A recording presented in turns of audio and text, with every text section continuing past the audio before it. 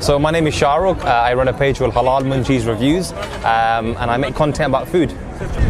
Since after university, I went into a graduate program which specializes in the fresh food and produce industry. So I've done kind of like I like to say the A to Z of food, really. So I worked in procurement for food. I've worked in the factories, potatoes, sweet corns, leeks, and also do social media on the side. So I've kind of put those two and two together, and yeah, here we are, man. I'm the Halal Food Consultancy. That's why I run the Halal Food Consultancy.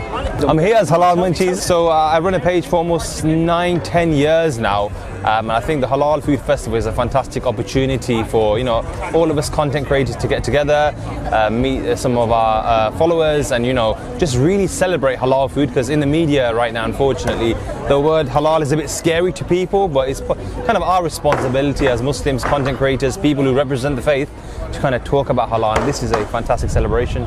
Food-wise, I think there's a fantastic variety. You've got, for example, Dairy King over there with the most crunchiest, juiciest chicken tenders. Pitmaster always run the show. Right now, you got Malik Butchers, you got Beardis Burger.